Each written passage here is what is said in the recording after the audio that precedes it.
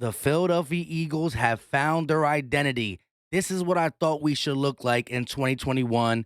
Also, Victory Monday. And last but not least, did Devonta Smith lock up Darius Slay? This is Philly Talk with Philly Mike. Talking sixes in the bird gang, that's our life. Competition, we ain't scared, yeah, that's what we like. Win or lose, you know we showing up and we gon' fight. You see we strive for the sky every day that go by. And every single week we screaming fly, Eagles fly. This is Philly Talk with Philly Mike, yeah. This is Philly Talk with Philly Mike, yeah. What is going on, everybody? I go by Philly Mike, and this is the Philly Talk Podcast. And today, we got a lot to talk about. Victory Monday, one-on-one with Devonta Smith and Darius Slay. And what does the outlook look like for the Eagles? Because I'm hearing playoffs. Is it really a possibility? But before we do all that, Eagle Nation, if you are excited about the Denver Broncos win, hit that like button for your boy. Subscribe if you are new. And ding that notification bell so you know when we drop these videos. And let's continue to grow these roots. Keep that roots going, baby! Roots go three! 1, 2, 3, roots! The offense is legitly growing roots. We're seeing the development of Jalen Hurts, the young guys on the offensive line, the wide receivers, the chemistry. You lose Dallas Goedert in the first series, who was your leading guy, and boom, people step up. The run game is just beautiful, averaging 200 yards. Oh, my goodness. Let's get to the Devonta Smith verse Darius Slay real quick because it's funny. I love how these guys can act around each other. I love the chemistry, the leadership from Slay, and just the general love of football. They're having fun, and fun comes from winning. What I heard today. First off, we're gonna talk about how What to I lock heard your today. ass up. He said he's gonna lock me I'm up. gonna lock your ass up. He's not locking. Lock your ass up. Who? He's scared. Oh, Right. I'm ready. I'm You gotta ready. snap the ball. Who the ball? Snap. You better go when I go. Move your foot, bro. I'm ready. You ready? I'm in your ready. stance? I'm ready to get. Oh, yeah. He even do nothing.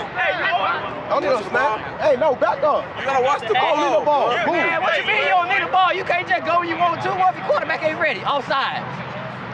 Quarterback. You got talking about what you?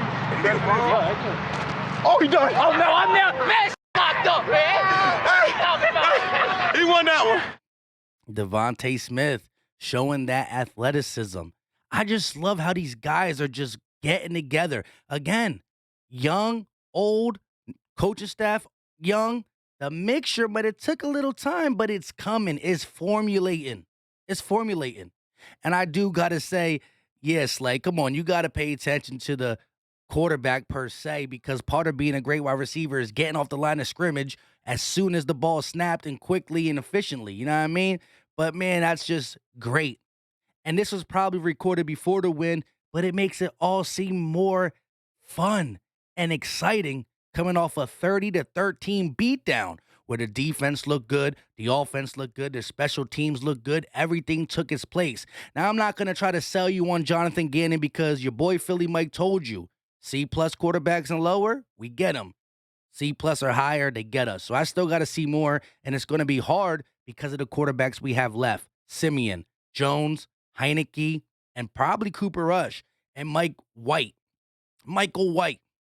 Now, this was the best win the Eagles had all year. It was the first win over a team over 500, a first win against a team over 500, and how we won. Jalen Hurts had his most complete game. He stayed in the pocket. He did exactly what we needed him to do, and it's been building, right? We started to run the ball against the Lions, 14 passes for him. Then we ran against the Chargers, 17 passes for him. Now we ran against the Broncos, and he had 20-plus passes. I think that is the perfect balance. If you get 50 to 60 plays in a game, it got to be 25-25 or 30-30. And it can fluctuate a little bit higher run or higher pass depending on who we're playing and how things are working in the game. That's what the coach is supposed to do. But the combination of Jordan Howard, Boston Scott, or it will be Miles Sanders when he comes back, with Jalen Hurts' legs too, the design runs, the defense is always guessing. And Jalen Hurts is winning from the pocket now that we're playing more traditional offense. Now that he's settling in. Like I said, the biggest gripe I've heard about Jalen Hurts is the panic button. It looked good the last 2 days. Accuracy, it looked good the last 2 days. Decision making, it looked good. And not really throwing picks, but being decisive, letting it rip. It looked good. He's winning from the pocket. He's throwing to the left. He's throwing in the middle. Plays that he would have scrambled on, he's staying in there. And it's only start number 14. Give it some time. And the crazy thing is this. I hear a lot about Jalen Hurts is not a real quarterback, this, that, and the third. We got to draft someone. We got to trade for someone. Well, when I put a poll up on my YouTube community post, 1,100 people voted. And out of 1,100 votes, 80% went to keep Jalen Hurts and build this defense.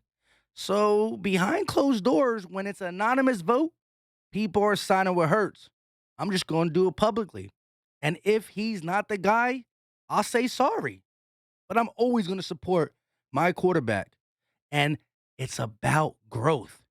Nobody's claiming he's a top 10 quarterback right here, right now, but the needle's pointing up on Sirianni, on him, on this young team. Now, you probably heard me talk about playoffs early in this video. We're going to be talking all week about the play, right? Jalen Hurts looked good. Devonta Smith looked good. Quez, you got to catch that. But the offensive line, Landon Dickerson, Jason Kelsey, Lane Johnson, Jordan Mailata, Jack Driscoll, they are bullying people. That's why we're averaging 200 yards per game. They are bullying people. But I do want to talk about the playoffs because we will talk about that and we will talk about this game all week, especially tomorrow when the All 22 comes out so we can look at it together. We'll be going live too. But let me just show you this, right? Remember, there's 3 wildcard teams. Now, I'm not going to really talk about the 5th seed because I think that's kind of locked up. But the 6th seed and the 7th seed is open for business. Now, look who's ahead of the Philadelphia Eagles. 6th seed goes to the Saints right now. 7th seed goes to the Panthers. Then you got Minnesota ahead of us and ATL. We got the tiebreaker over ATL and Carolina, and we play the Saints this week. What I'm about to say to you guys only can be true if the Eagles beat the Saints. If we lose to the Saints this week, which is, I'm not going to get into the matchup, but what I'm about to say don't really work. But if we beat the Saints, I got to tell you guys, I feel good about the playoffs because the Eagles will have some easy opponents. Think about it this way. After the Saints, if we get a dub, the Eagles have the NFC East minus the Cowboys starters because they probably have the division wrapped up on the last game of the season. And unless they're going for the number 1 spot, they're going to rest their starters. So the Eagles have to play 4 games against the NFC East, Washington and Giants, a Cowboys team who 5 games against the NFC East, 4 against the Giants and Washington, 1 against the Cowboys with their backups, and the New York Jets. Now, I peeped at the Saints schedule.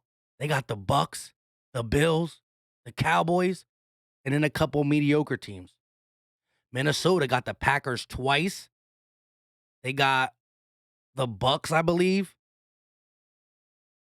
And then they got some mediocre teams. The Falcons are the Falcons. They're done. They got the Patriots next week.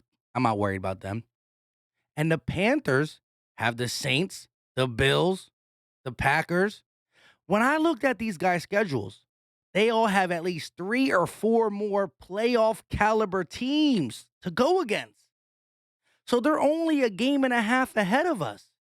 And they got not 1, not 2, but at least 3 or 4 playoff caliber teams to go against. Eagles, after the Saints, this is all about the Saints, have the NFC East minus the Cowboy starters and the New York Jets. The New York Jets in the NFC East minus the Cowboy starters. And like I said, all the teams ahead of us have legit playoff teams at least half the rest of the season. It starts this week. It will be 2 in a row. The Eagles will, again, we turn the corner.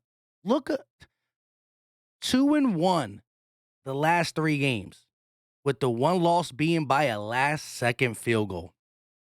2-1 the last 3 games, one loss being by a last-second field goal.